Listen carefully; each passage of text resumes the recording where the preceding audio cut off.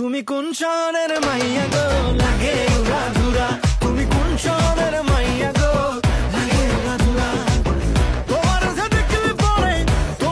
দেখলে পরে পুরা মাথা ঘুরায় গো লাগে উড়াধুরা। তো গাইস আজকে আমার বন্ধু ইমনের জন্য একটা ফোন নিতে আসলাম। তো ইমন ভাই কি ফোন নিতে চাও? এই তো কম বাজেটের ভিতরেই আর কি। তোর বাজেটটা কত? 30? হ্যাঁ বাজেট 30-35 এর ভিতরে দেখি আমরা কি ফোন নিতে পারবো। আমরা এখন বর্তমানে আসছি হচ্ছে যমুনা ফিউচার পার্কে। তো দোকানটার নাম হচ্ছে প্রো।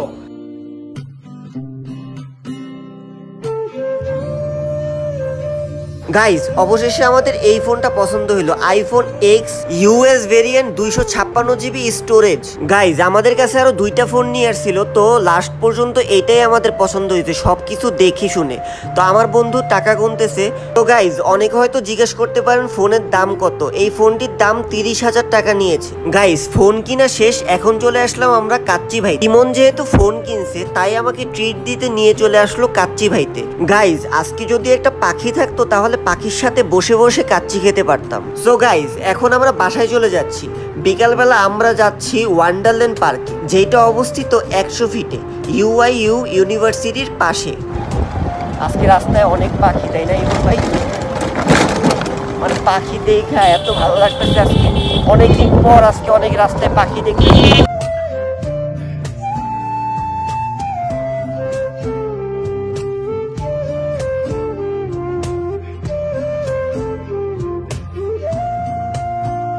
গাইজ আমাদের জার্নি করে আসার পর অনেক ক্ষুধা লাগছিল, তারপর এখান থেকে আমরা পাস্তা অর্ডার দিই মাত্র 60 টাকায়, কিন্তু পাস্তাটা খুবই মজা ছিল।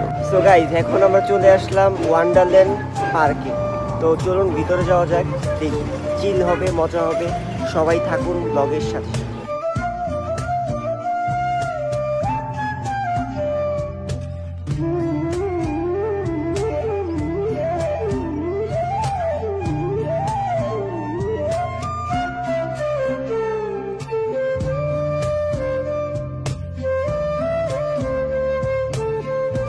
গাইস কষ্টের কথা আর কি বলবো, সবাই হচ্ছে জোড়ায় জোড়ায়।